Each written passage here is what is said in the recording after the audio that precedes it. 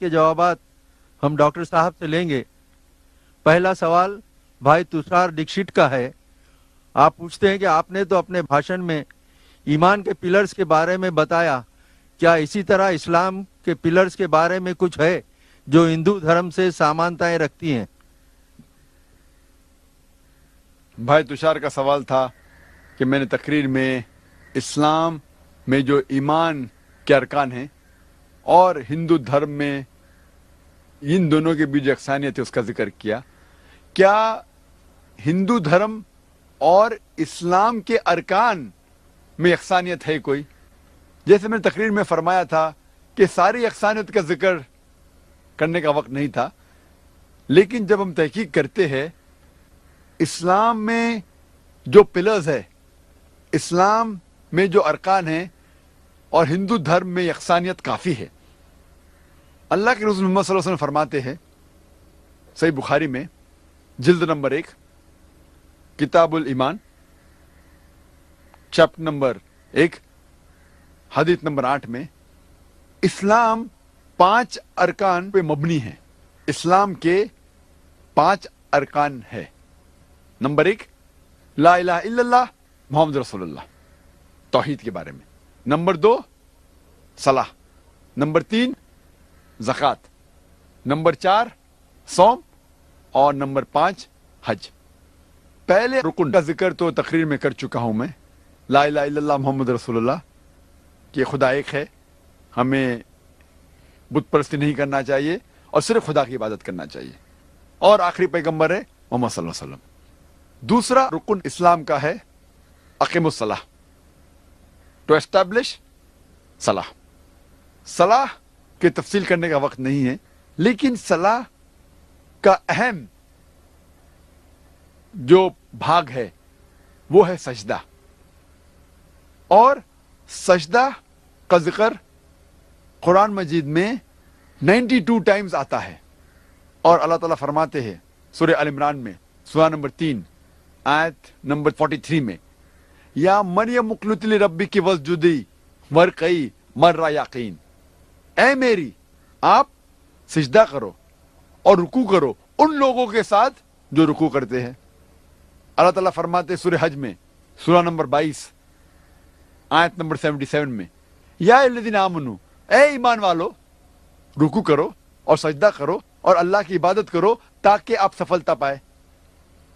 سجدہ کا کئی جگہ ذکر ہے۔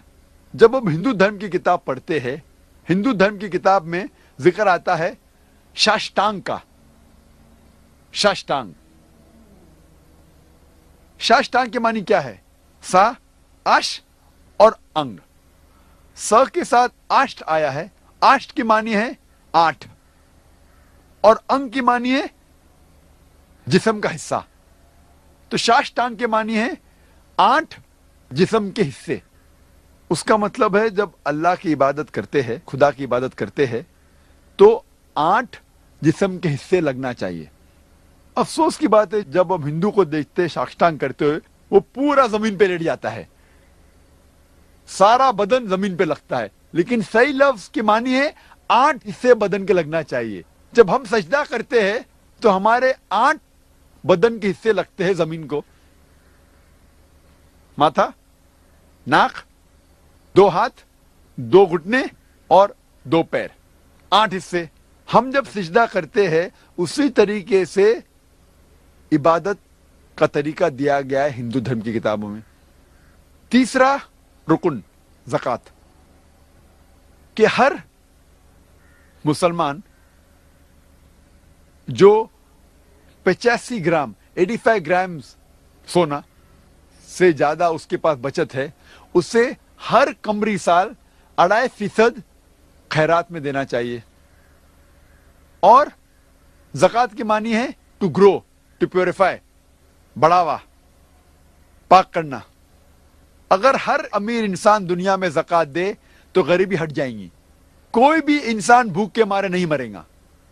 اور قرآن میں آتا ہے سورہ الحشر میں سورہ نمبر 59 آیت نمبر 7 میں کہ زکوٰۃ اس لیے ہے تاکہ ویلتھ، جائیداد، مال صرف امیروں کے بیچ نہ گھومے. The wealth does not circulate only amongst the rich. اور جب ہم پڑھتے ہیں رگ وید میں کتاب نمبر 10 پاٹھ نمبر 117 منترا نمبر 5 میں لکھا ہے کہ آپ دان دو، کیونکہ پیسہ ایسی چیز ہے جو آج ایک انسان کے پاس ہے، کل دوسرے انسان کے پاس ہے. جس طریقے سے گاڑی کا پہیا گھومتا ہے اس طریقے سے مال گھومتا ہے. خیرات کے بارے میں بھگوت گیتا میں بھی ذکر ہے، پاٹھ نمبر 16 شلوک نمبر 3 میں، اور بھگوت گیتا پاٹھ نمبر 17 شلوک نمبر 20 میں ہے کہ خیرات کرو. چوتھا ارکان سوم. ہر بالغ مسلمان کو جس کی صحت اچھی ہے اسے روزہ رکھنا چاہیے. کھانا اور پینا سے پرہیز کرنا چاہیے فجر سے لے کے مغرب تک اور پورے رمضان کے مہینے تک. اور قرآن میں ذکر آتا ہے سورہ بقرہ میں سورہ نمبر 2 آیت نمبر 183 میں 183 میں fasting has been prescribed to you as it was prescribed to those who came before you so that you may learn self-restraint. روزہ آپ پر فرض قرار دیا ہے جس طریقے سے پہلے لوگوں پر فرض قرار دیا گیا تھا تاکہ آپ لوگ پرہیزگار بنو. روزہ اسی لیے قرار دیا گیا ہے فرض تاکہ لوگ پرہیزگار بنے. آج کے سائیکولوجسٹ کہتے ہیں کہ if you can control your hunger, you can control almost all your desire. اگر آپ بھوک پہ قابو پا سکتے ہیں تو آپ اپنے سارے خواہشوں پر قابو پا سکتے ہیں. روزے رکھنے کے کئی فائدے ہیں. اگر آپ صحیح طریقے سے روزہ رکھیں جس طریقے سے اسلام میں ذکر آتا ہے پورے مہینے تک، ایک قمری مہینے تک، تو سائنس آج کہتی ہے آپ کا انٹسٹینل ایبزارپشن بڑھتا ہے، آپ کا کولیسٹرول لیول کم ہوتا ہے، اور روزے میں رمضان کے مہینے میں کئی غلط عادتیں آپ کے دور ہو جاتی ہے. اگر آپ سگریٹ پینا چھوڑ سکتے ہیں فجر سے لے کے مغرب تک، پھر انشاءاللہ پیدائش سے موت تک کے اب سگریٹ پینے کی ضرورت نہیں آپ کو. اگر آپ شراب سے پرہیز کر سکتے ہیں فجر سے لے کے مغرب تک تو شراب کو آپ کو چھونے کی ضرورت ہی نہیں پیدائش سے موت تک کے. روزے کا ذکر ہندو دھرم کی کتابوں میں بھی ہے، لیکن ہندو دھرم میں کئی قسم کے روزے ہیں. ایک قسم جس کا ذکر آتا ہے منوسمرتی میں پاٹھ نمبر 6 شلوکا نمبر 24 میں لکھا ہے آپ روزہ رکھو ایک مہینے تک. باقی کئی قسم کے روزے موجود ہے ہندو دھرم کی کتابوں میں. جب آپ پڑھتے منوسمرتی اس میں ذکر آتا ہے روزے کا پاٹھ نمبر 4 اور شلوک نمبر 222 میں، اور پاٹھ نمبر 11 شلوک نمبر 204 میں بھی. پانچواں رکن اسلام کا پانچواں رکن ہے حج. ہر بالغ مسلمان کو جو حیثیت رکھتا ہے مالی اور صحتی، اسے کم از کم زندگی میں ایک بار حج کرنا چاہیے، جس کے معنی اسے مکہ جانا چاہیے حج کے مہینے میں. اور حج ایک سب سے اچھا ایگزامپل ہے عالمی بھائی چارے کا، best example of international brotherhood, universal brotherhood. تقریباً 25 لاکھ لوگ آتے ہیں مختلف ممالک سے، امریکہ سے، انگلینڈ سے، انڈیا سے، پاکستان سے، انڈونیشیا سے، ملیشیا سے، اور مرد پہنے ہوتے 2 سفید کپڑے بنا سلائے ہوئے. آپ یہ نہیں پہچان سکتے آپ کے پاس جو کھڑا ہے وہ راجا ہے یا فقیر ہے. سب سے بہترین ایگزامپل ہے یونیورسل بردرہڈ کا، عالمی بھائی چارے کا. اور قرآن مجید میں لکھا ہے سورہ حجرات میں سورہ نمبر 49 آیت نمبر 13 میں या अय्युहन नासु इन्ना खलकनाकुम मिन ज़करिन व उनसा वजअलनाकुम शऊबन व क़बाइला लितारफू इन्न अक्रमकुम इंदल्लाहि अत्क़ाकुम इन्नल्लाह अलीमुन खबीर। ए इंसानों, हमने तुम्हें बनाया है एक जोड़े से, मर्द और औरत के, और हमने आपको कबीले और बरादरी में बांटा है ताकि आप एक दूसरे को पहचान सको, ना आप एक दूसरे से नफरत करें। और आप में से सबसे अच्छा इंसान वो है जो तकवा रखता है।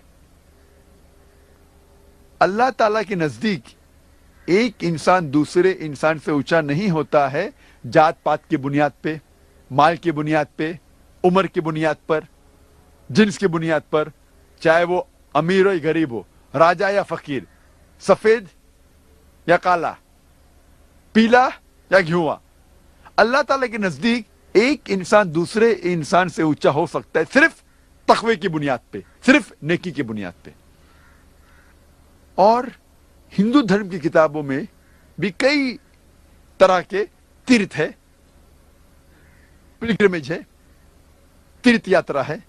एक जिक्र है ऋग्वेद में, किताब नंबर 3, पाठ नंबर 29 में, मंत्र नंबर 4 में, जिसमें लिखा है कि इलेस पद पे जाओ जो नभा पृथ्वी में है। इलेस पद की मानी संस्कृत में है इले मतलब खुदा, स्पद मतलब जगह, खुदा की जगह। और जब डिक्शनरी में देखेंगे लिखा है इलेस पद मतलब एक तीर्थ यात्रा की जगह, खुदा की जगह। और लिखा है ये जगह, ये इलेस पद है नभा पृथ्वी में। नभा पृथ्वी की मानी सेंटर ऑफ द अर्थ, जमीन के बीच, इस पृथ्वी के बीच। और हम जानते हैं मक्का पृथ्वी के बीच में, मक्का is in the centre of the world. और ये इलेस पद जो खुदा की जगह का जिक्र है, हमें पता लगता है ये मक्का के बारे में कह रहे हैं। और जब आगे पढ़ते हैं ऋग्वेद किताब नंबर 3 में, पाठ नंबर 29, मंत्र नंबर 11 में, हमें यकीन होता है कि ये मक्का है। क्यों? इसमें जिक्र आता है नरशंसा का, जो मैं तकरीर में कहा नरशंसा, वो आदमी जो प्रशंसा के लायक है, तारीफ के लायक है, जिसके मानी मोहम्मद सल्लल्लाहु अलैहि वसल्लम। तो जब इलेस पद आया, नभा पृथ्वी आए, मोहम्मद सल्लल्लाहु अलैहि वसल्लम आए, तो कोई शक नहीं बाकी रहता है कि ये जगह जिसका जिक्र है वेद में वो है मक्का के बारे में। ये मुख्तसरन सा था इस्लाम के अरकान और हिंदू धर्म के बीच में यकसानियत। भाई पुरुषोत्तम का सवाल है, हमारे हिंदू धर्म के पंडित आचार्य ये जानते हैं कि वेद और हिंदू